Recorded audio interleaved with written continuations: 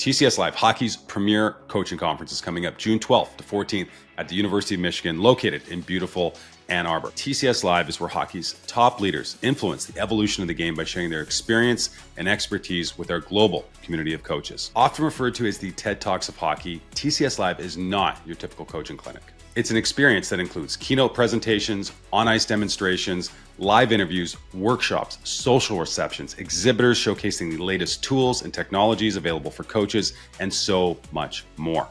It's where passionate coaches like yourself come to learn about the latest trends in the game, connect with coaches from around the world, and most importantly, get inspired to have an even greater impact on the teams and athletes that you lead. Check out our list of current and past presenters. Go to thecoachesitelive.com and make sure you sign up to be notified when new speakers are announced and to receive event updates as we get closer to the big show. If you love coaching, I promise you're going to love attending TCS Live. And best of all, because you're tuning into the Glassnow podcast, we're going to save you $100 on the cost of your ticket. Simply enter the coupon code GLASSANOUT at checkout. Also, if you're a coach from Canada or the US, you will receive continuing education credits on behalf of Hockey Canada or USA Hockey.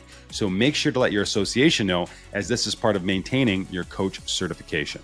Join myself and our Coach Site community at TCS Live, June 12th, 14th at the University of Michigan. It's an absolute blast. I'll see you there.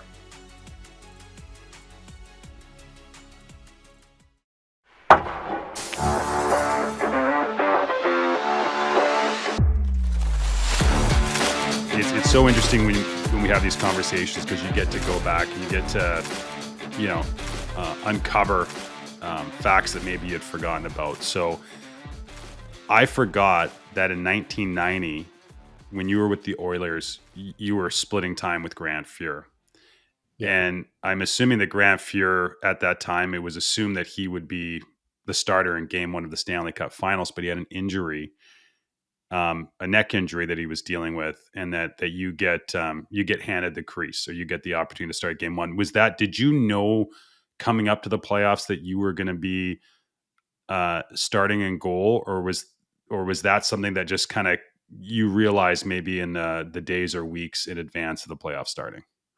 No, I knew that Grant wasn't coming back. I think it was actually a shoulder injury, and I think that year I played like 56 games. Yeah, 56 games. Yeah, no. So he had shoulder surgery and stuff, so we knew he wasn't coming back, and that's where I had Pokey Reddick as my partner that year, almost the whole year. That's right. So when you're going on that run or getting ready to go on that run, you talk about that mindset of just doing your best. Did you feel pressure at that time? Because I sense that the team was sort of there was probably some belief that maybe the team was on a decline with Gretzky being traded, and that there might have been a bit of a last dance type of vibe. I think there's always pressure. There's no doubt there's pressure, and going into I'd had a few playoff games with Boston, so this was my next kick at the cat. But I don't think I really looked at it any different. We weren't expected to win. We knew we had a good team. We just didn't know how good we were, and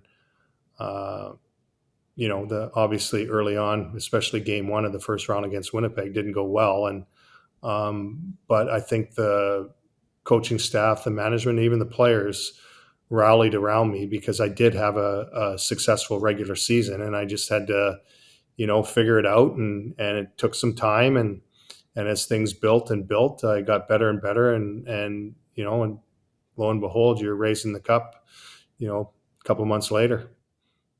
That first series against Winnipeg goes 7 games.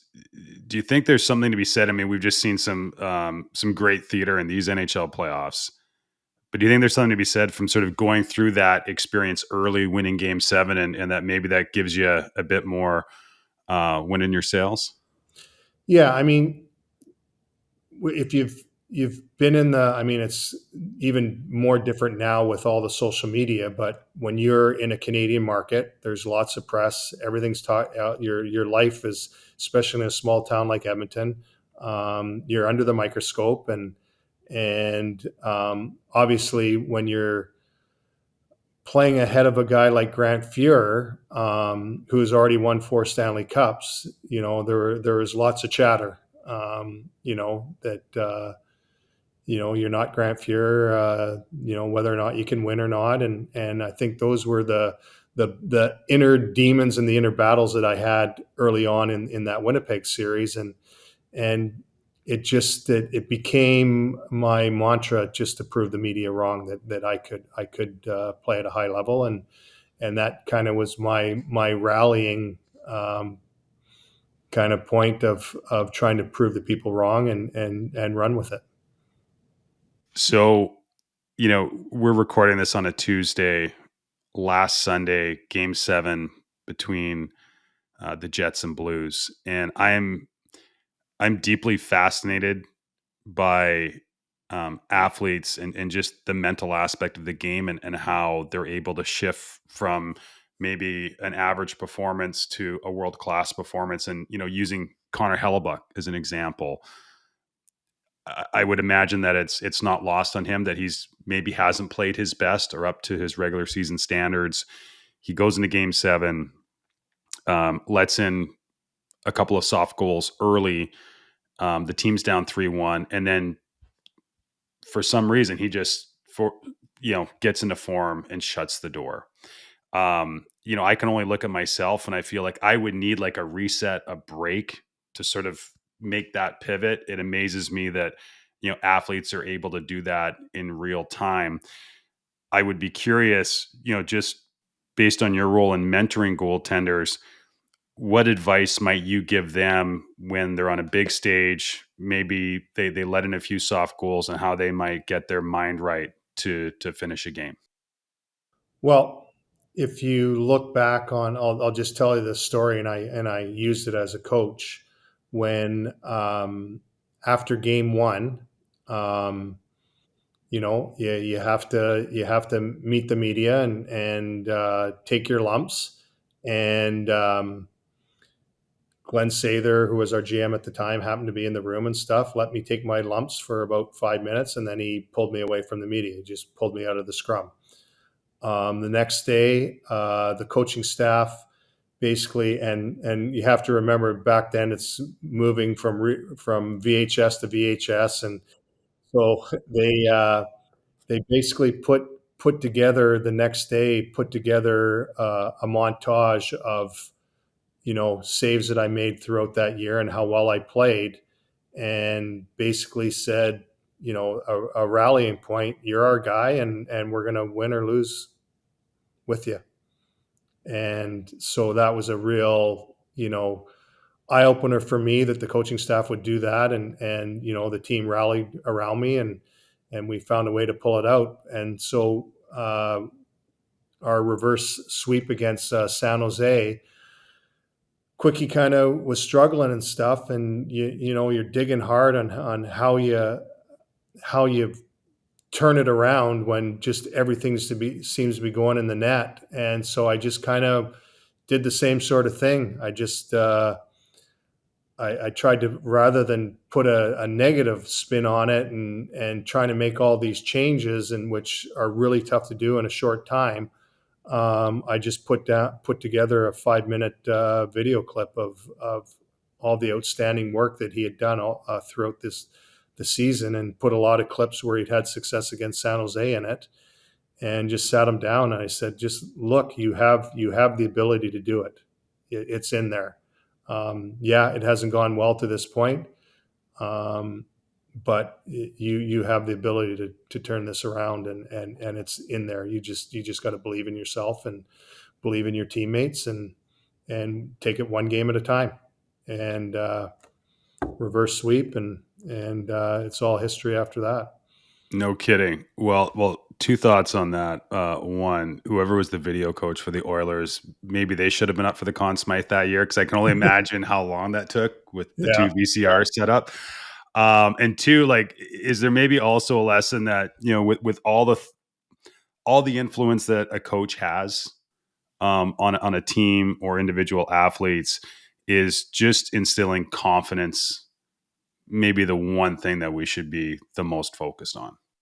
Yeah, and I mean, everybody talks confidence is a tough word, and that's why I always go back to, kind of my mantra with our guys over the years, the attention to detail and work ethic, and and having that foundation in your game. If you can find that foundation, you can always rely on it. And that's one thing that I always try and when I was the goalie coach in LA for 17 years is always instill that in our guys. You have to have that foundation because there are ups and downs of a season, and there's an ups and downs of a playoff series. And if you're all over the map, it makes it tough to be consistent. So I always wanted our guys to understand what their game looked like, and have that detail and have that foundation in their game, so that when the pressure ramps up, if you have that foundation in your game, you can always revert to that. I believe you were just down in Texas for the Yes. U18 tournament watching goaltenders. I mean, you talk about the attention to detail. We hear that a lot from coaches. When you're observing a goaltender or scouting a goaltender, are there any tells that they might have a high level of attention to detail, or is that something that you need to spend time with them on the ice to discover? Well, I think I don't know if it's necessarily discovering it. It's whether you have it or not. And it's a learned thing, and you can teach it. And it's an expectation of what you need. Like the way I approached video with my guys over the years was making sure that detail was there, and catch it early. And I think that's a mistake that, no matter how well or how poorly my goalies were playing, I always wanted that detail and that foundation to show up in their video. And when it didn't, and if you look at a lot of guys, they get in a roll, and then all of a sudden you see their game slipping, and it's just the arrogance of how well they're playing, and then all of a sudden they go on a 4-game losing streak. I never wanted that to happen. So there was times where our goalies were playing really well, and I would, put their video together and show that, you know what, you're lucky right now. You don't have your detail in your game. And if you don't get it back together, it's going to slip the other way real quickly here. So that was always my approach. My approach was never result oriented, whether the win or loss. Yeah. My approach to video was there the detail, and was your foundation there, and were your details there for you to be successful? And that, I think, is what I took a lot of pride in, was that we didn't get our goalies going like this, up and down, up and down. I wanted them to play at a high level and try and keep it there as best they could. Obviously, you're going to have an ups and downs. There's going to be games where you play great and you lose, and there's going to be games where you don't play well that you win. But if you can find a way to keep your game more consistent and having that detail there, that's where that was my approach to coaching. If I felt their net play was starting to slide, even though they were having success, I would try and, come up with a drill the next day in practice, just to kind of clean it up a little bit, just get it back dialed in. And that's how I approach coaching. It was never about results. Obviously, you have to win. Yeah, that It's helps. about winning. It's about winning. But for me, my approach for coaching was not about the wins or losses, in how I approach the day-to-day basis with the goalies. Can you give any examples of what those details might look like, particularly for coaches that are tuning in that maybe aren't looking at their goaltenders through a goaltender coach lens? Yeah. Well, just depth. You have to understand, um, what their priority depth is, what you think their depth has to be. And some guys, so for Quickie early on in his career, his depth was probably heels on top of the blue. And then as he got older and wasn't maybe as powerful. I mean, he was always powerful, but we had to understand that is to save the wear and tear on his body so that he didn't have to be as athletic. We dropped him back later on in his career to toes, and also the game changed. The game changed a Yeah. lot. It got more east-west versus north-south. So once we recognized the game was changing, we had to, even though he wasn't a big guy, we did have to reduce his depth, and had to, I don't know if it's prove it, but let him understand that he could still be successful at a different depth. So when I look at video, I'm making sure that our guys are hitting their spot. What is their optimum depth that they're successful at? Making sure make sure they're not drifting into their spots, making sure they're crisp. Because the quicker you get to a spot, the more time you have to take in information and get your scans in, ice awareness, whatever word you want to call it.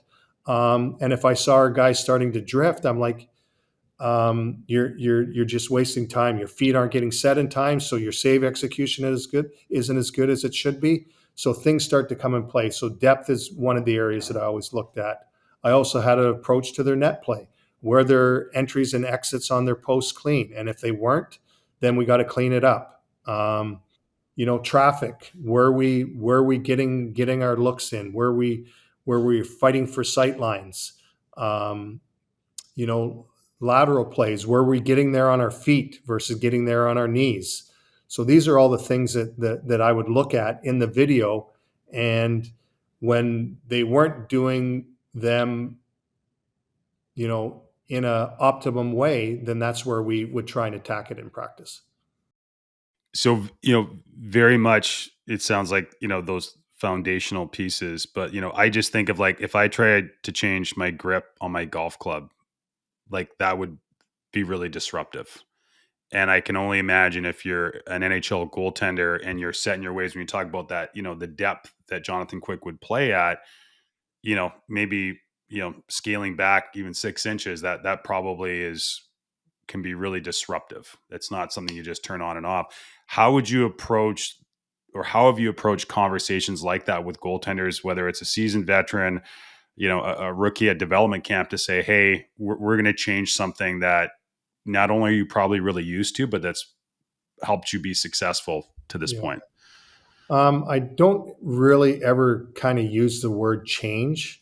I use the analogy that we're going to give you some tools and you're going to try it. And if the tool works, you're going to put it in your toolbox.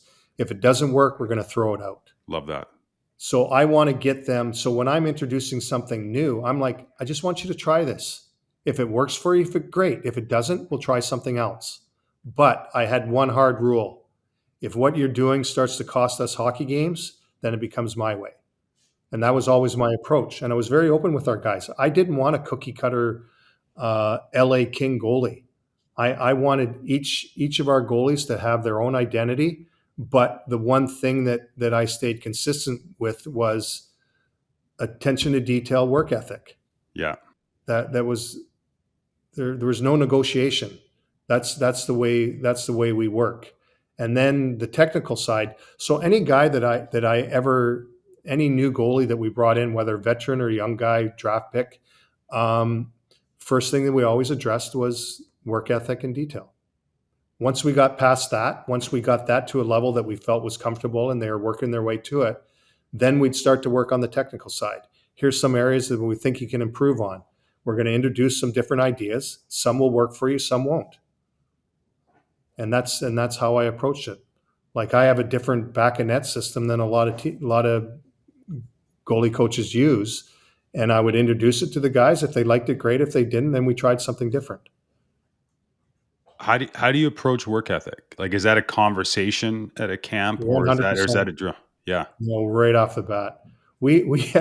I had a goalie, and I won't mention his name. If he listens to the podcast, he'll know who he is. But we signed him out of junior hockey, and my first meeting with him, first practice with him on the ice, and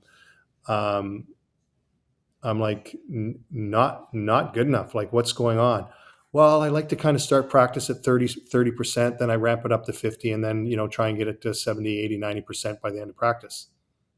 I'm like, yeah, not here. That doesn't work here.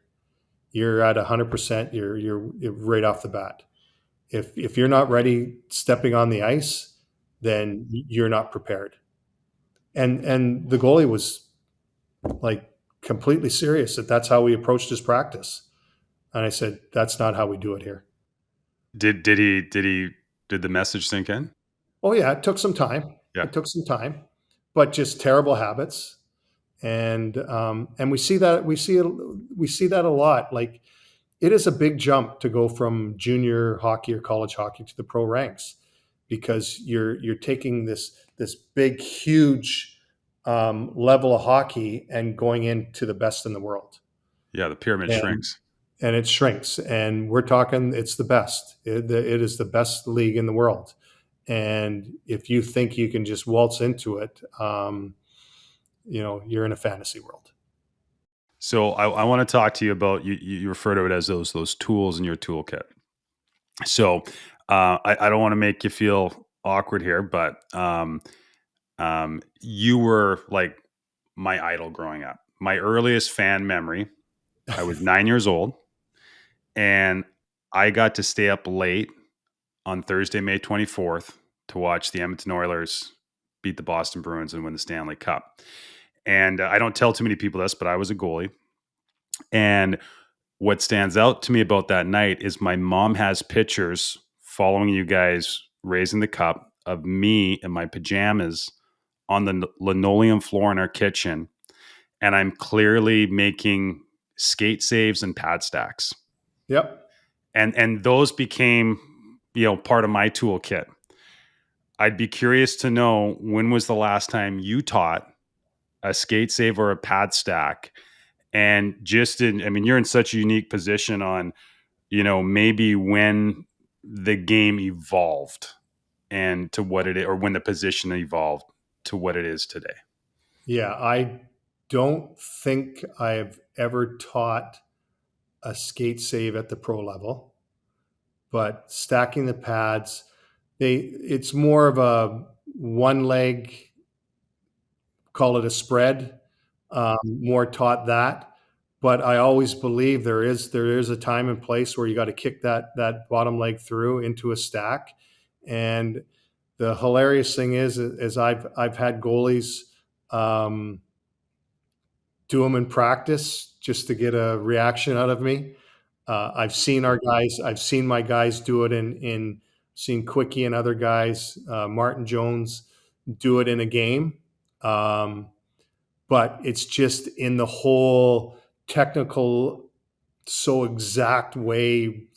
And I hate to say the word, but how robotic goalies can get at times, that it's just not something that you see happen. And you're starting to see it.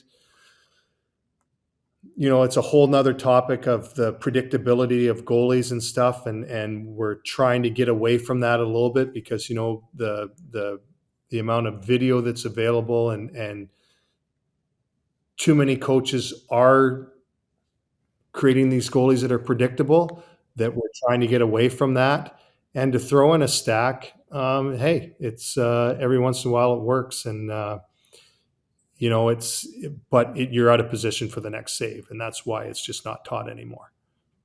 So I love that you touched on the predictability. So I've got a buddy, and he's got this shtick he does at parties where he'll sort of mimic famous batters in Major League Baseball and their stance and how they swing, and he's got the lingo down. Plays better with the male crowd than the ladies, but I was thinking that when you look back at your era of when you played, yourself, like your stance was very unique. But then you had, you think of like Ed Belfour, Felix Potvin, Curtis Joseph. Like it was very much like everybody had their own, it would seem, unique way of stopping pucks. And I would assume that part of that was because you probably didn't have a goalie coach when you were 7 years old growing up. And so much of, probably in the same way that a kid picks up a skateboard and just figures out how to, ride a half pipe, you guys just figured out how to play goal.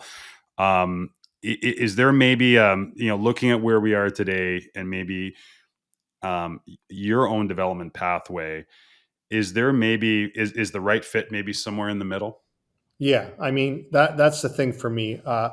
I think,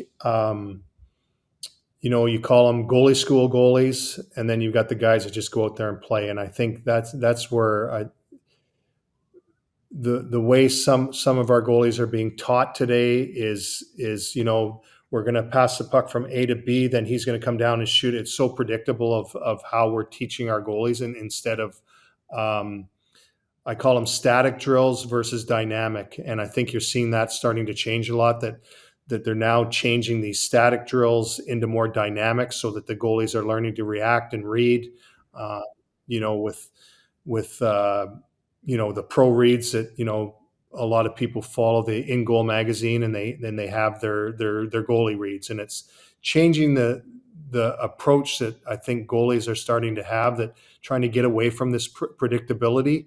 And I also think the coaching aspect is kind of the same way, that if we're coaching these guys to be robots, then they are becoming predictable.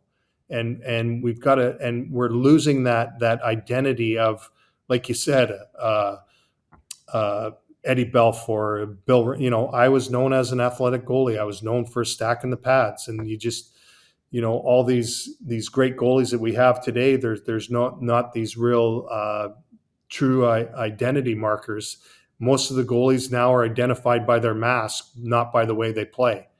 You So know, true. So true. and Yeah. and so miss that a little bit, and you're starting to see some of these guys come into the league that are a little bit more dynamic in what they do, and I don't think that's a bad thing.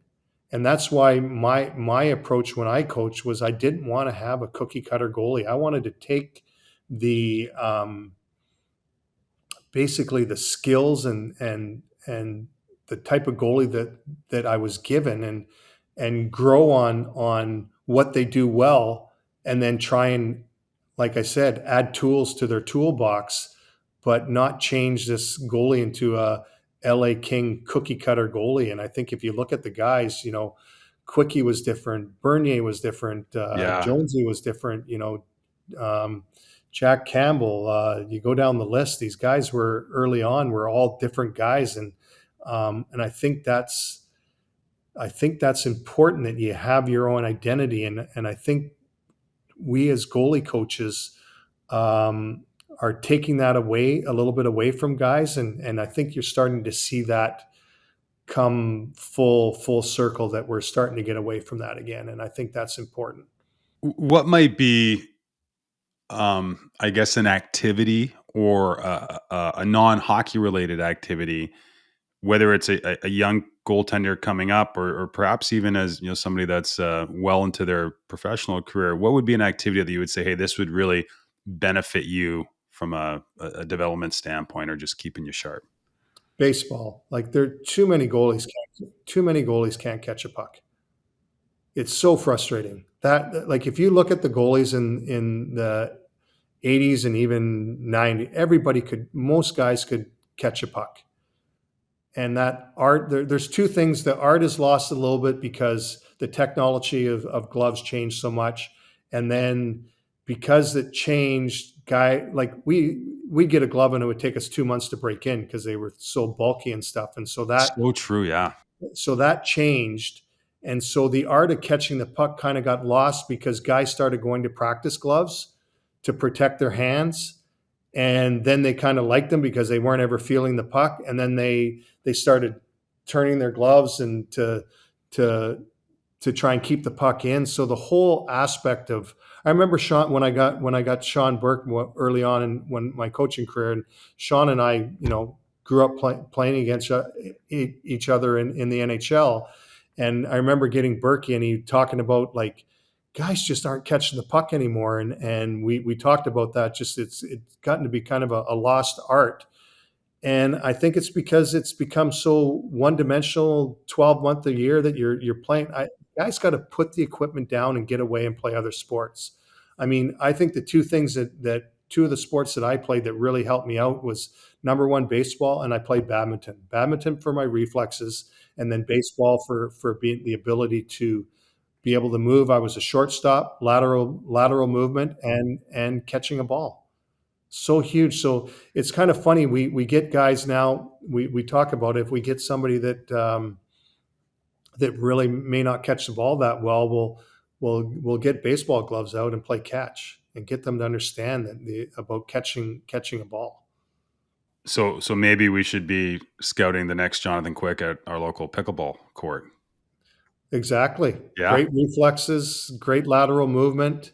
I just think that they talk about why has there been a big influx in Russian goalies in the last 5-6 years, and then you hear them talking about they're getting involved in gymnastics on the trampoline. Yeah.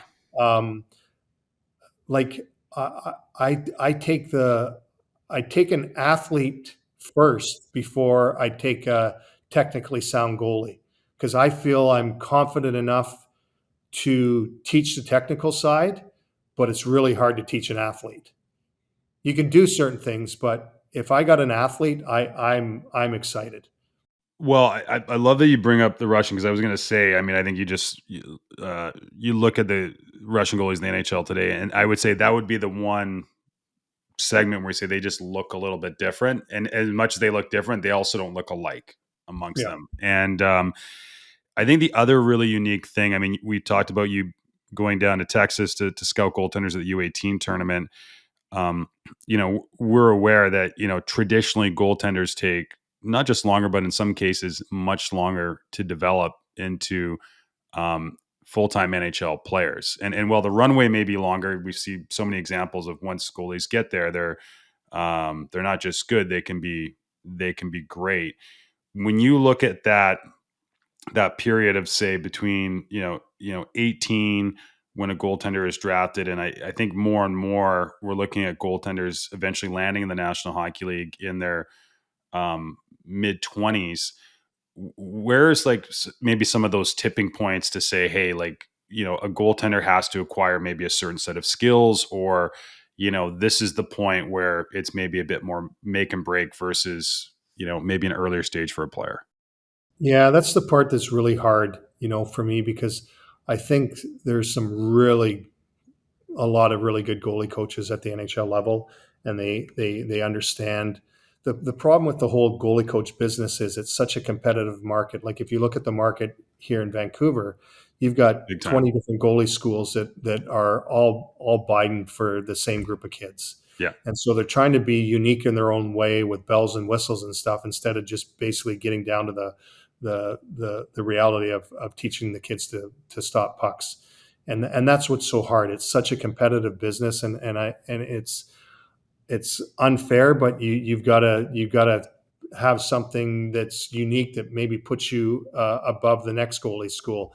And it's such a hard way of having to run a business when you're trying to basically build goalies as you move up.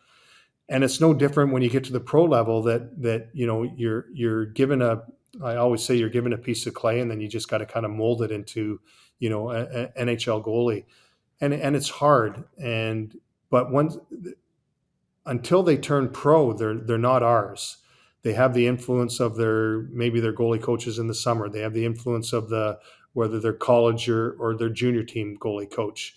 And then you have your philosophies, but you really can't instill your philosophies because you're not there every day, Sure. until you get your hands on them.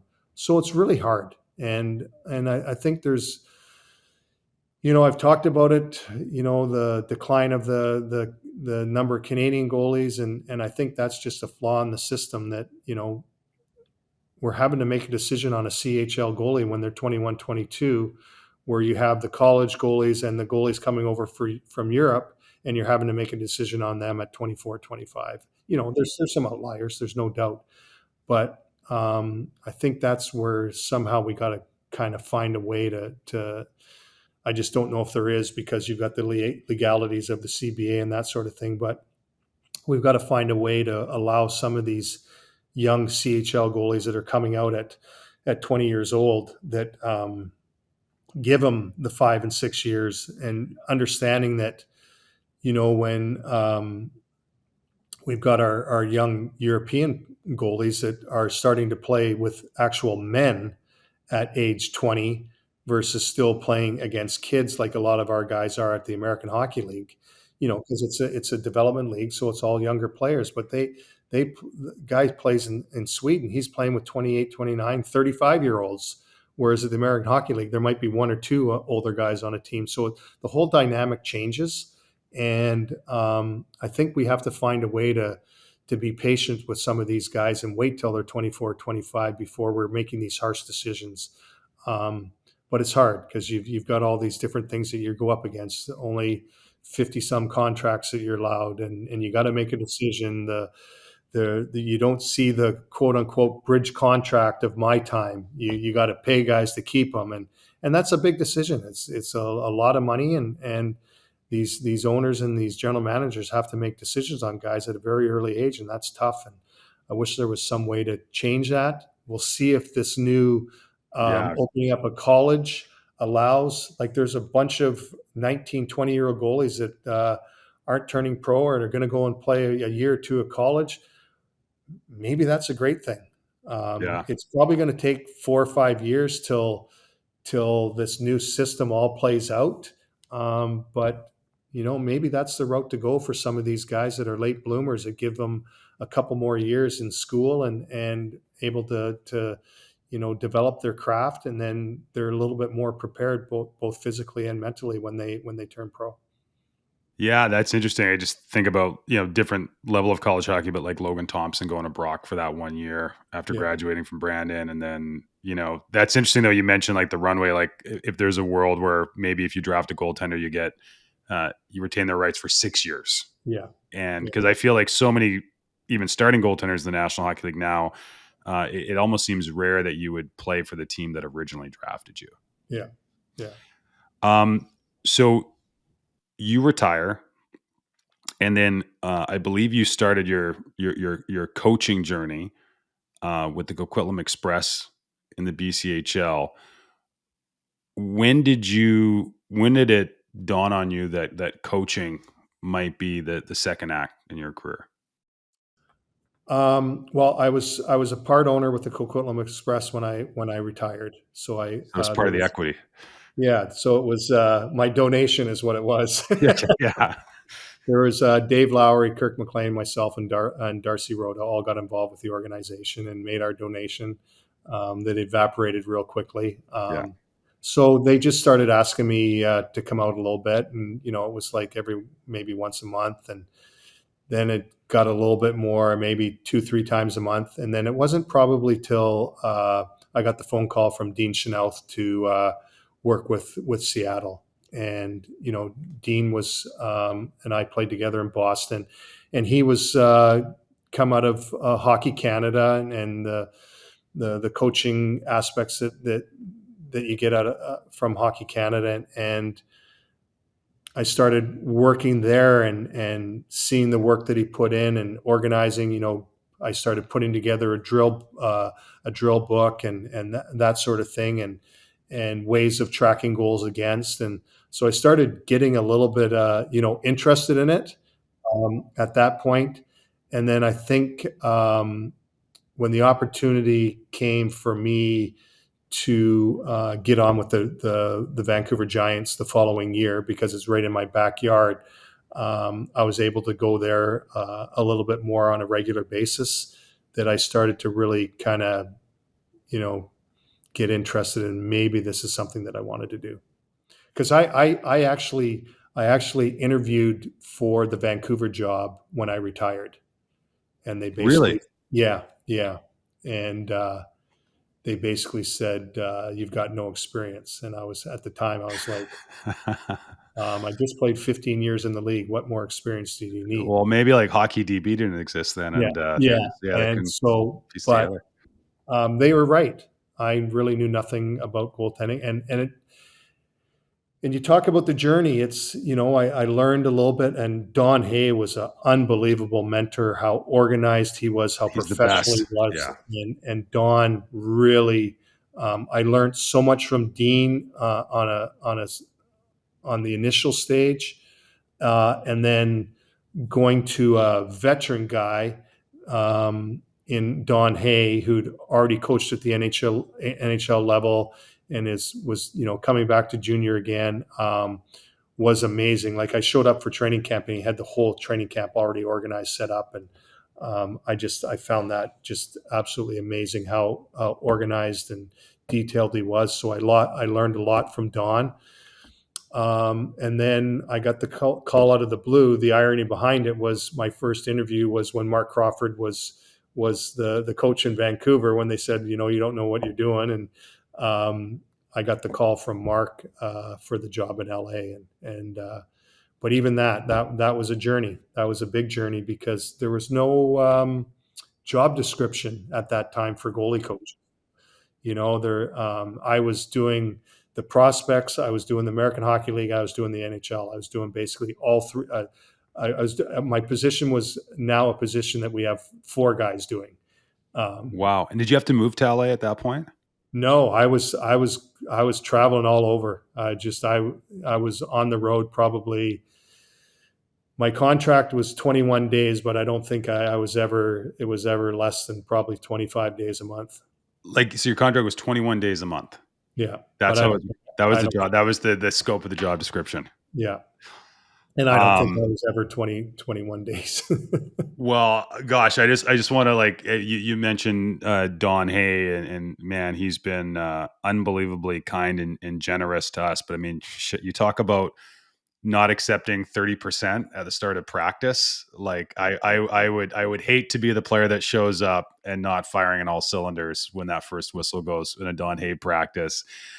I'd be curious too, like, given the career that you had and that, you played and, it goes without saying that, that's, there's the athlete, but there's a family behind the athlete.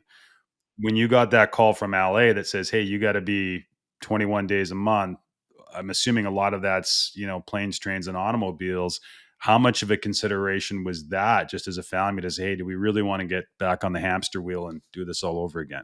Yeah, I mean, I'm very fortunate. My wife has been supportive from day one. I mean, she chased me all over the place with my own career, and then, um, when we started having the conversation about potentially working with LA, we had two young girls, and she was a full time school teacher, and it was tough.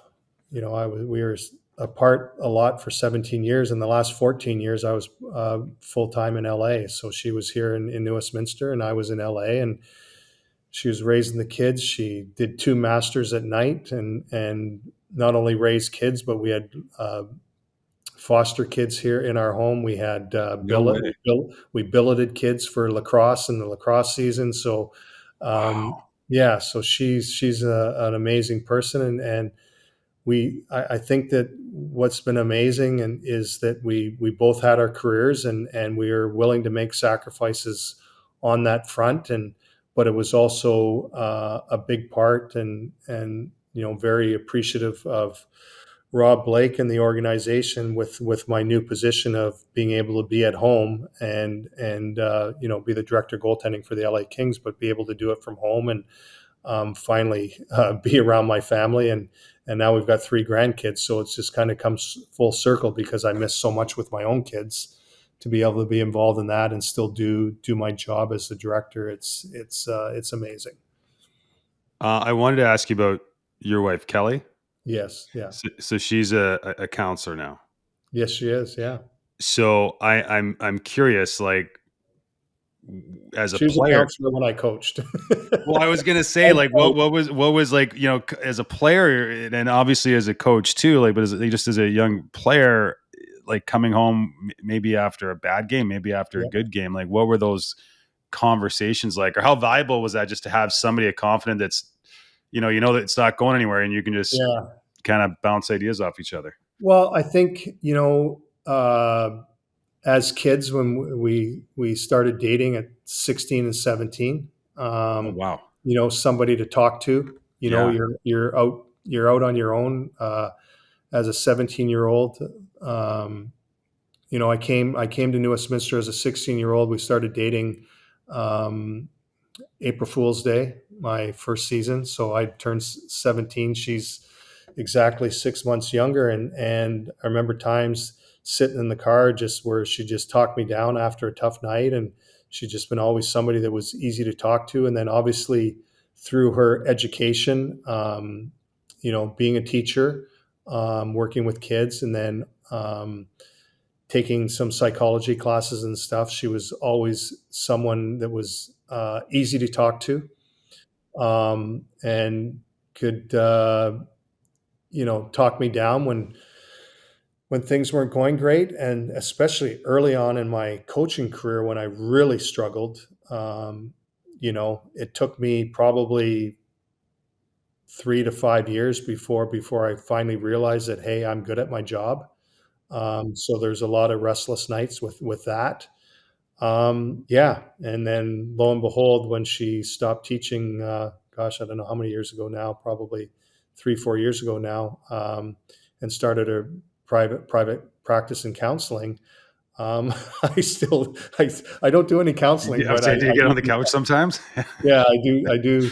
I guess I do some counseling, but she's just an amazing person, and raised two wonderful daughters, and because I wasn't around a lot, and still was able to do her own thing, and I think that's where it works. We both were able to do, and we've been fortunate. We were both able to do what we love to do, and are still together. So it's amazing. That's really cool. And I also wanted to ask you, we ran into each other, I think it would have been in January, it was the Canucks alumni luncheon. Yeah, And I believe at the time you were like maybe a week out, you guys were doing a trip to Africa. yeah. What was involved with that? Well, my wife's been involved with a group over there that basically in Masaka in Uganda, where these brothers on a fairly regular basis are on they call them night walks, and they walk the streets of Masaka, and the kids that are homeless work on trying to number one, try and help them out medically if they need medical help, physically if there's physical things going on, and then just from a mental standpoint. And that's where my wife's come into play with um, basically a yoga based training for trauma. And she goes over there and works with the kids. That's And incredible. this trip was 28 different teachers or administrators from around Masaka that she basically came up with her own program, um, basically working trauma based yoga to help kids, to help the teachers help the kids, and the boys well, they're men that she's involved with. I think they now have, I think it's close to 65 or 70 boys that they have sponsored, and I think they have about 30, 35 girls sponsored. And so basically, Wow. and that's how we started. We started sponsoring a few kids, and so it was neat to meet one of the boys that we're sponsoring. And the irony behind it was my daughter went over there and did her my youngest did her practicum over there, No and we stayed way. at the same hotel that she stayed at for, I think she was there like 3 or 4 months. And that's how we found out about these boys, and found out about the orphanage. Yeah, so we when the kids aren't in school, most of them are homeless, so they have an orphanage that they go back to when they're not in school, and being able to spend time there. And there's lovely people that have sponsored this group for a long time, and they just last year they just built a new building, and so there's a common area with rooms off of for beds that they just finished building. And so it's constantly trying to, number one, raise money to put kids through school, but number two, also to build on they call it an orphanage, but it's just a living area where these kids will be able to have a safe place to go versus being on the streets. And it was crazy, like watching the older kids take care of the younger kids. They bought some land across the street where they're starting to grow different things so that they're trying to produce stuff themselves. They've got a little pig program right now that they're trying to um, build up enough equity where the piglets are being born, and then they can sell off the older ones, and they're trying that right now. So they're doing all these different things to try and be self-sufficient and continue to have a safe place for these kids to go.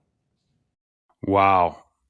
One of the questions I ask guests of the show often is, just particularly those that are maybe in the National Hockey League is, experiences they might have had being around coaches in other sports or those types of experiences. But just as you say that, like I can't imagine you go through that experience and you don't bring part of that back to your day to day, or that doesn't give you, maybe a new context in how you relate to the goalies you're Well, working. it really puts things in a whole new perspective of how privileged we are and what we have. And when you go through an experience like that, where all these kids, like the little guy that we sponsored, lost his dad at or his mom at I think 3 and his dad at 6. Oh my And God. they picked him off the street as a 6-year-old, and we've sponsored him for 10 years. And what they're trying to create there is by putting these kids through the system. Like one of the kids that has graduated became a nurse, and now he comes back and does the night walks No and way. checks in with kids, and if kids are sick or colds or whatever, tries to get medication for them. So it's if it's something really serious and it has to be a hospital visit, then the brothers will reach out and say, hey, we've got an individual that's sick, we need to raise $600, and then this great group of people will throw $50, $100 in until they raise the $600, and they'll get this kid into a hospital and get them the help that they need. So it's quite amazing. It really is, and it was yeah, it was life changing for me. Yeah, I can't imagine. I can't imagine. And I maybe like turning it back to hockey and athletes, where I think as fans often, we take for granted that, you just sit down on your couch and the games show up on the TV, and we forget that in between that time, the players have to perhaps stew on the results of the last Yeah. game. And if that maybe didn't go well, that it's not easy mentally just to show up at your best again, that there's perhaps a process. And how much of your role, as much as you talk about, the attention to detail technically, is maybe providing goaltenders, let's call it maybe almost a release valve to say, hey, like, this is just a game. Yeah. You are for just the fact that you're here in this position makes you fortunate, and finding ways to reduce the heat, so to speak. Yeah, I mean, I think that's one of the things from one of your earlier questions that I wanted to touch on, and we got sidetracked, was, not having a goalie coach for most of my career. I wish I would have had those other set of eyes, not only from the technical standpoint, but just somebody to talk to. I mean, back when I played, our goalie coaches were our partners. I didn't have my yeah, I didn't have my first goalie coach till I got to Washington. Um, you know, I had guys that were around. Obviously Ronnie Lowe was a was a goalie, but I mean he was the head coach, or an assistant coach, or uh, you know he had other things that he had to worry about. But yeah, no, you relied on your partner, and so for me, I think that's one of the benefits of the goalie coaches is having somebody to talk to, another set of eyes. But I also, also think there's times where I would consciously go out on the ice and say, I'm not going to say anything. I got to let these guys, we used to have to figure it out on our own, you know, and battle those demons in practice and stuff instead of having somebody over your shoulder say, do this, do that. And there was times where I would purposely go out there and not say anything to the goalies, let them just figure it out themselves. Because I think, too many times we as goalie coaches become a crutch and not allow them to figure it out themselves. And the other thing, the biggest change that I think is a positive is that, and it's still, we still have a long road ahead, but the old mental health, that it's because you're male that you can have mental health issues, and that's finally becoming accepted in our society, and accepted in sport. And I think that's very, very important. Well, yeah, just on that note, we had a conversation last week um, with a woman named TJ Mosley. She's the founder of a company called The Playbook, and it's an app that teams can use to sort of monitor the mental health of their athletes. But we're in this presentation, and she brings up this statistic, and it's like, you know, athletes are more prone to suicide than the average person, and male athletes in particular. It's even it's even greater than that, and I think that's you know, I think the fact that I think it's just a good message, I guess, for all coaches to hear that, you're coaching people, not hockey players, and that these people have, you know, um, there's maybe not a divisive line where it says, you show up to the rink and you're a hockey player, that these things all blend Yeah. together, and that their regular life's going to show up at the rink and their rink life's going to show up in their Yeah. day to day. Well, I mean, in my time, it was frowned upon. You never showed your feelings, or if Yeah. you were struggling mentally, you never ever talked about it. You just kept it yourself and tried to figure it out yourself. And I think now that the world is more open to it, and that the male population is more open to it, and it is a problem. If we're having, statistically, it shows that the male athletes are more prone to suicide. That's a problem that Yeah. we gotta fix. And I think, even as coaching, when I started out early on in my career, I kind of you kind of go, wow, this guy's soft. Like, what's going on? And now, Totally. Yeah. and my whole outlook on that is completely changed. Where let's get this individual help. Let's help them. And you know what? It may not be great for us right now, but for down the road, it's going to make the individual better and stronger for it. And that's just it's just a belief that I have. And we have to be, as a population, we have to be very conscious about mental health. Well, I think one of the encouraging signs that we've seen, and not to throw our sport under the bus by any means, but I would say that traditionally hockey sometimes can maybe be late to the game. Yep. But we're in the process now of looking at how we might expand into other sports, and one of the things we've learned that particularly in football or soccer, um, it's not even termed like sports psychology anymore. Like, it's just they've got a psychologist or a Yep. counselor on, and it's not like, hey, here's a business card, call them if you need. Like, they are on the staff. That's their full-time Yeah. gig. They're there to work with players, and players know that it is totally acceptable to walk into that office, and it's a separate conversation from anyone you're going to have with the coaching staff, and it's discreet. Yeah. And I could just see, like, that's aspirationally, I think that's when we know when we're in a good spot when we get Yeah. there. Yeah. I mean, when early on, even in my time, where sports psychologists were introduced to in a team setting, and older guys are like, yeah, no, you don't do that. And now that's completely changed now, where it's part of the team atmosphere, that if you need to go talk to somebody, you go talk to them. And I think that's what we needed to have happen, because I think we've probably lost a lot of great athletes, due to mental health. If they would have had some support, they'd probably still be playing. Totally, totally. Um, I want to switch gears and talk about maybe a more team related aspect. And this is born mostly out of my own curiosity. 2012, the LA Kings, you effectively sneak into the playoffs as the 8th seed in the Western Conference. They play the Vancouver Canucks in the first round. And I can remember watching game one and thinking, like, these guys are going to win the Stanley Cup. Like, you guys were so dominant, and it just seemed from a technical perspective, like, um, so set in your ways of how you were going to play. It almost felt like that edition of the LA Kings, like, sent the opposing coaching staff their own report, said, this is exactly what we're going to do. And we're cool if you know how we're going to do it. We're going to be so good at it, you're not going to be able to stop us.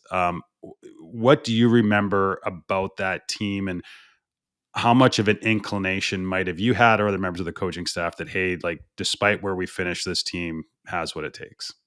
I don't think Terry Murray gets enough credit. Terry was the one that really set the foundation up of how to play the game properly from a defensive standpoint. Yeah, Without that foundation, there's no way the team would have won. But then we needed that bump to get us to the next level. That guy that's going to push you, and That's where Darryl comes into the picture. And, Darryl had a very unique way of pushing buttons, and he used the terminology of playing dot to boards. So, we Really? became very much quicker and to close, and much more physical. And that's, the board work was always important. If you couldn't play on the boards as a winger, you didn't play for Darryl Sutter. That's just the way it was. So just that whole different mentality. Um, but because of Terry Murray, we already had that foundation in place. Darryl didn't come in and really change much from on system play, besides just being more aggressive dot to board. But none of our foundational systems really changed under Darryl, because there was just that real solid foundation set up. And we had very good assistant coaches that led the way, did their job, and making sure that we were set in executing that way. But yeah, it was a team that, like you said, squeaked in, but we were a very good defensive team that had struggles scoring, and just things started to fall in place. And I remember John Stevens at the time said we were just like this dump truck that was full, that was rolling downhill, and just That's a great analogy. nobody could stop it. It's funny because just at this, I heard somebody talking just at the U18s. They talked about when you get into those situations where a team just starts rolling, and it's tough to stop. It's very tough to stop, and we got to the point where, um, you know both cup runs were completely different. Yeah. And but this one, we were just a dominant team that just got rolling, and nobody could stop us. And the second one was something that I don't know if you'll ever see again, where 3 game 7s, one on the road. Like I don't know if you'll ever see it again. Yeah. So it was just two very unique Stanley Cup runs, and one was a dominant one, and one was a dogfight till the end, where may the last man survive. Because you play 21 games in the first 3 rounds, and you don't even think you got anything left in the tank, and that's it. And to do the all three game 7s on the road and win them is just I don't know if you'll see it again. That's so wild. That's so wild. And it's Darryl Sutter. So my first coaching gig was with a guy named Dale Marquette with the Quesnel Millionaires in the Yeah, BCHL, and he played for Darryl in Indianapolis. And my early coach education was listening to, um, Darryl stories. yeah, just hearing about Indianapolis, and yeah, Yeah, pretty funny, but like definitely, I sense a man a few words, but definitely very direct. And um, you, you know, you talk about there was just we hear about culture all the time, I guess, and yeah, that sort of era of the Kings, you guys went on this, while we may not see a dynasty like, we've seen with the Oilers, Canadians, Islanders, etc. Like that was, I think, as close to a dynasty as we'll see in today's game. And I don't know if you call it swagger, confidence, but I mean, you guys clearly had that. And I don't think you, as you say, I don't think you win 3 game 7s on the road in a playoff series or a tournament without that. yeah, But you had a remarkable run as well as a player. You captured the Stanley Cup, then a Canada Cup. You're part of the team that wins the first gold medal for Canada at the World Championships since in '94, and I think it had been since 1961 since they'd captured gold. But just looking back in hindsight, is there anything that you've learned about rising to the occasion? oh, I I did that Tendy Fest last year in Vancouver, and the only thing I can, and this is just me as an individual. I had that mentality as a player, that however you could do it, I just had to beat the guy down at the other end. And that was my mentality as a player. And as a coach, um, it's just different. You don't control, once the puck is dropped, it's out of your control. So it's the biggest thing with that is not getting and it's so hard. It is so hard not to get emotional in a series. And like there's going to be ups and downs, and you can, as a coaching staff, you have to keep your emotion inside the room and check it when you walk out. And you've heard the stories about Darryl. That's what Darryl was good at. Darryl was good at pushing buttons. So Darryl, our coaching staff was responsible for getting the players ready, the technical side, and then Darryl was responsible for the game plan and getting the players ready.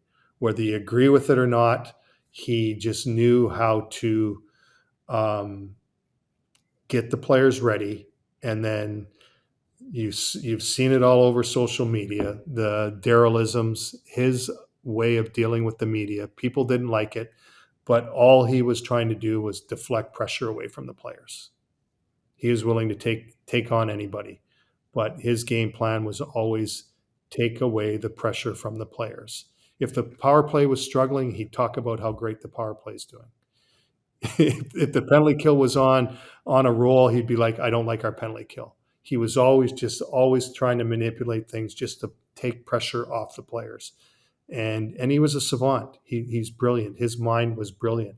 Tough man to work for, but I learned so much from him, and I'm appreciative of everything that I learned from him in my time that we're together.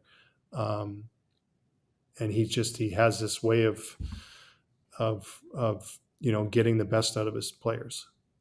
Well, I'll just note that these stories from Dale Marquette, they were told through the lens of like he idolized him and had so much respect for him. I will also say, if I'm having a bad day as a almost 45-year-old man now, I will go on YouTube and watch a montage of Darryl Sutter press conferences just to cheer myself up. Yeah. No, it's Brilliant. amazing. Darryl was tough to work with, because it's like when he crossed that threshold into the dressing room, he was a different person. But if and hard on, he had such high expectations for everybody, high expectations for his coaching staff, high expectation for his players. But I'll tell you what, if I was in need, um, you pick up the phone and he's there. He's probably a lot of it because of Chris and everything that they've had to deal with Chris over the years and stuff. But from the family standpoint, if you pick up the phone, he's there. That's the best way to explain Darryl Sutter. Yeah, and I would think that it goes back, I guess, to the old adage, like if players know you care, they can deal with maybe some of the other stuff. And I also say that I mean, I think that myself included, it's really tough for most of us to relate to just.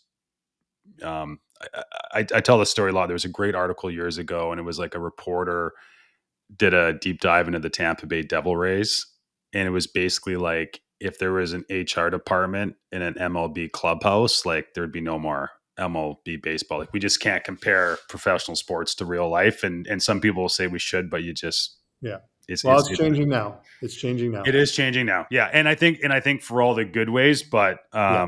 Yeah. I think about this too. Like I have days where I feel pressure, and then I have these moments like I'll be driving and I'm like, you know what? At least I'm not on the front page of the province, and everybody knows that I'm having a bad day. Like there's a Yeah. different type Oh yeah. of pressure. Been there. Been there. Yeah, I'm sure you have.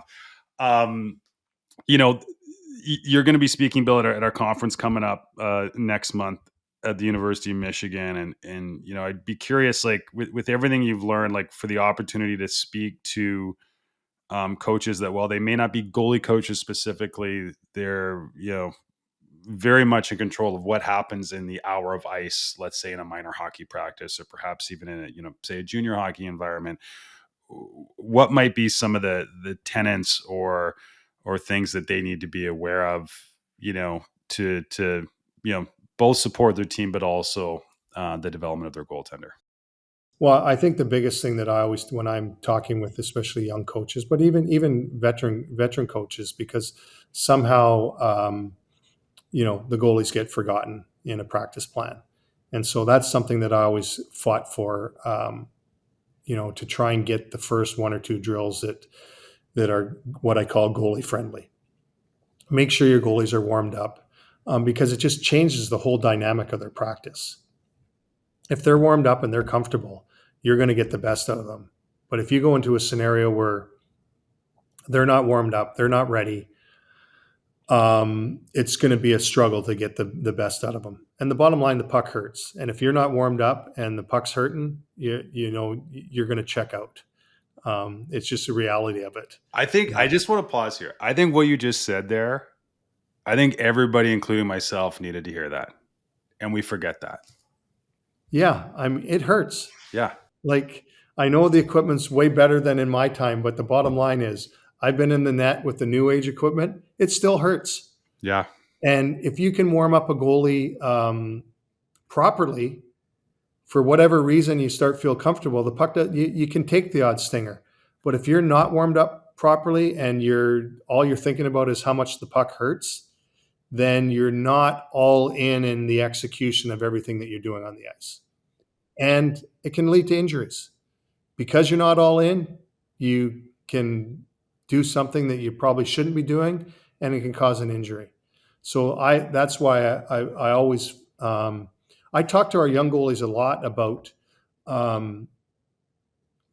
making sure you're prepared before you step on the ice. Yeah. Be ready. Don't be ready 10 minutes in. Be ready when you step on the ice. Because you get a lot of guys that, don't really warm up properly, and then all of a sudden they're 10 minutes into practice before they're where they should be, and they've just wasted 10. And we don't get a lot of ice time anymore. There's not a lot of ice time to work on your game. So take advantage when you have it. So come prepared. We used to, our young guys really struggled with days off. Like they didn't like them, or? No, they struggled handling a day off, because they'd go have a day off and they'd probably have fun and go to the beach or go out and have a few drinks, and then they'd show up the next day for practice, and they weren't ready to practice. So we started trying to come up with, some sort of way of, whether it was doing juggling drills or doing certain drills off the ice or we do check-in, where we'd go check in 20 minutes before practice and say, hey, have you warmed up properly? Are you ready to go? I'm going to teach these guys that because you've had fun the day before and well-deserved to be able to get some rest, or guys just gamed all day or just laid in bed all day, they need the rest. But then they don't come prepared for that next practice. That's something that we really tried to work on our young guys with, of teaching them to be pros. It's one thing I can say about Andrei Kopitar from the very first day, 19 years ago, when he started out with this organization. This guy was at the front of the line every practice. He knows the drills. He knew the drills better than I did. Like, he would know every drill. He led every drill, never screwed up a drill, and he just had that. He came prepared, and it's a very valuable lesson. He may not have done a lot of stuff afterwards or beforehand, but from the first minute to the last minute of practice, this guy was detailed, and in his whole career. Like, not very many 18-year-olds would be at the front of the line day one of a drill in the NHL, and that's the way. And he knew every drill. It's so fascinating. Like Ben Cooper, friend, he's involved with the coaches site, and he just got a head coaching gig. It's it's the Austrian league. He's been in Red Bull as an associate coach, but the team is in Slovenia. And so we were just talking recently about, like, he's learning all about the culture and stuff like that. But when you hear about that, and then you imagine a young Anze Kopitar coming up in that environment, like, you probably don't get to the NHL unless you're wired a little bit differently, and you're soaking up every experience as much as possible, because you're just, it probably isn't culturally like growing up in Canada, Sweden, kind of any of the, Yeah, he's coming from Slovenia, Yeah. like crazy, Yeah. crazy. But you knew right away. Like I remember his first year, like where some of the referees and the linesmen would be just amazed by, you hear the chatter from the coaches after the game, and they're like, I can't believe this guy is an 18-year-old kid, and he's doing the things that he's doing. Well, it's crazy also to think like how much you blink and time flies by. Where Yeah. he's not an 18-year-old kid. I do want to ask you about another pillar of your team, and again, this is just my own curiosity. So years ago, this would have been in 2008. I coached in Bentigton in the BCHL, and we picked up this player, Denver Manderson's now a skills coach for the Leafs, but we picked him up from Guelph in the OHL. And at that time, all the draft rankings are coming out, and there's this kid, Drew Doughty, defenseman from Guelph, that's obviously at the top of the draft. And at the time, the narrative was very much this is a kid that maybe didn't take the physical training that seriously, and he was a little pudgy, etc. And there's these pictures that were floating around, and him and Denver were the pictures of him at the draft. yeah, I know. And so him and Denver are childhood best friends. And I had this conversation. I was asking Denver about. I'm like, is it kind of true what they're saying about this kid? He's like, listen, he's going to be just fine. He's like, here's all you need to know about Drew Doughty. He's like, Drew Doughty could go -3 in a shift and come back to the bench, and it wouldn't even bother him. And he will go out and play his best shift ever the next time he steps on the ice. They're like, he's going to be just fine. And since that moment, I've just been fascinated by this kid. And obviously, he plays as I think he was still a teenager when he played in 2010 for Canada. Just be curious, any insights to how Drew Doughty is wired. Well, yeah, that's exactly it. The one thing about Drew, he cares a lot more than people think of his game. When he doesn't play well, he is not happy. He is quite hard on himself, actually, but he just, he one of the most successful NHL athletes in his first 8 years of his career. It's crazy what he did with it. Yeah, but he's just what he did. What he did this year after being hurt and then being a late addition to Team Canada, he just he really wanted to prove that he could still play, and struggled in the first game, and then by the end he was one of their best defensemen. And that's Drew Doughty. He wears his heart on his sleeve. You'll get frustrated with him at times, but there's just nobody that he's just so ultra competitive. It's crazy. They make fun of his trash talking on social media and all that sort of stuff, but he's just an ultra competitive kid. And that's the best way to explain it. Maybe not always in the best shape, like you said, and that sort of thing, but just the game within the game, he's just ultra competitive, and he just wants to win. That's all he cares about is winning. No, I mean, you see it. I mean, he seems, I would say, at least again, from watching it through the TV perspective, seems to have just a childlike love of the game still after all these years. I would also say it's interesting you talk about how hard he is on himself. This last Sunday, I did the BMO half marathon. Never run long distances in my life. Just through the training, felt like I was writing cursive left-handed the entire time. Like my body's just not designed for that. But there's this guy, Jesse Eltzer.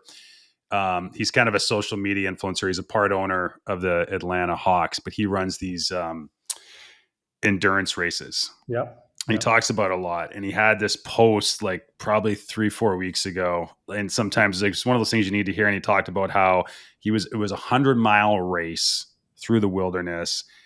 And he's like, at like mile 70, my body's like, no more.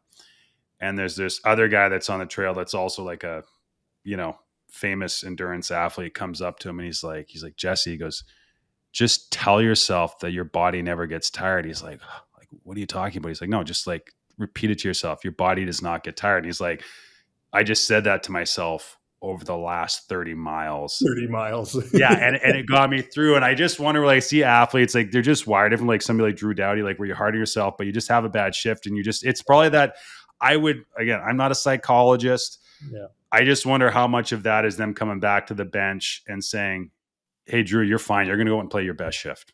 Like Yeah. that self-talk. Yeah. It's hard. Like it's hard. Like when we went in, I can just relating to myself when we went into the overtime games in game one and 90 against Boston, and no air conditioning in the buildings. They've sealed up all the windows in our dressing room so we can't open them. They're welded shut. Um, the have to clear the fog. The lights go out. Like all this combination of all these things that happened that extended this game so long. And I remember it got to the point where the self talk where you're like, okay, it would trickle into your brain. Okay, just somebody end this game.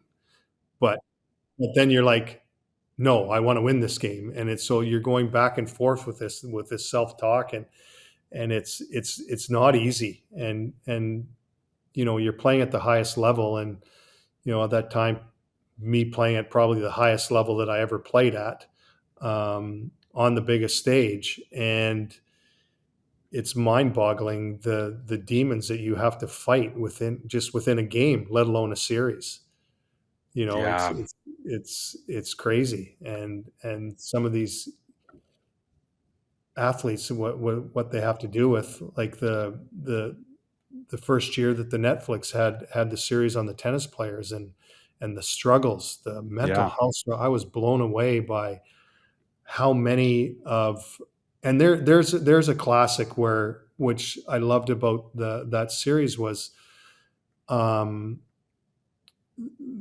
on the women's side, they were way more open to talk about the mental health issues, and these were the top players. They were the best, and how they were struggling, uh, from a mental health standpoint. And you saw from the men's side, and they're still weren't willing to talk about it. And it took, probably after that, another year or two before you finally starting to hear the struggles on the men's side from the mental standpoint. It's an individual sport. You just have yourself out there, and I think back to my time, and because as a goalie, you're out on an island by yourself, and that's where I go back to the goalie coach. Maybe not a full-time goalie coach, but it sure would have been nice to have somebody to talk to. You know what? I think out of this conversation, I just had never considered that in the National Hockey League, like just over 20 years ago, there was no goalie coaches. I don't know why that hadn't dawned on me. I will also say this, the mental. I think one thing that's super positive right now is that we have coaches talking about mental health, specifically their own mental health struggles. And I would say, like, we can have all the information in the world, but if the coach who's leading the team isn't open to it, no, it's just not going to translate. And I think the fact that we have coaches that, even that come on this show and they talk about, hey, like it's really stressful and it's not intuitive. Like they gotta have those same conversations you did in the garden with the furnace turned up. Yeah. Yeah, like for me, I never used it. I was figured out myself, did it with my wife. But Ron Hextall was, and we are fortunate having Ron involved with Of the course. Yeah. Yeah. organization early on, because he used a psychologist in his career, and at that time there was, the first time I got introduced to a psychologist wasn't until Hockey Canada, where they came in and had a psychologist that worked with the team. I never had that offered to me, and Hexy was a type of guy that used it, thought it helped out his career, and so as an organization made that available, that was open to the players, that that the organization was behind, getting you set up with a psychologist if that's what something you needed. I love that. It's a great message. Hey, Bill, I'd be curious as we close here, and you've been incredibly generous with your time. As you've gone along your own coaching journey, any resources, be it podcasts, books, people, experiences that you've had that have, had an impact on your career? Well, I think, right now, probably because they're right in our own backyard here. I think what In Goal magazine is doing is really opening up, a lot of eyes, and it's giving some of these young goalies another tool. And I think with their ability to have that ability to interview the NHL goalies and do these pro reads, I think they're doing a real good job, because the goalie the goalies were always way ahead, and now it's kind of we've probably dropped down with all the individual coaches that they're having now, and the skills coaches that you're seeing throughout. I think that where the goalies were ahead, now it's starting to, it might even be, the goalies may have dropped down a little bit. And I think just having that availability to them, I think, is important. I think the biggest thing for me is, just be humble enough to understand that you don't know everything. And I think was able to last as long as I did with one organization, because I always tried to get better. And a lot of times you don't have the time at the NHL level, but I took full advantage of COVID, and that's where I got involved. I just out of the blue started listening to the podcasts and different types of podcasts, because I felt, I got to continue to get better. I got to, Dean Lombardi always said, you always got to look at that 3%, get better by 3%. But you also have to be humble enough to understand that you don't have all the answers.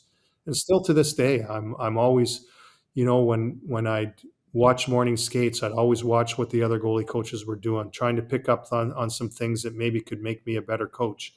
Constantly talking to different guys. Any opportunities I get, I run into people. Now that I'm in the scouting world, same thing. You just reach out, talk hockey, and if there's something you can learn, you learn. But if you think you have all the answers, you're going to fail real quickly, I believe. Well, that's a great way to sign off, Bill. It's been great catching up. Thanks so much for your time. And I know I speak for our whole coaching community. We can't wait to see you on stage in Ann Arbor. Really looking forward to it.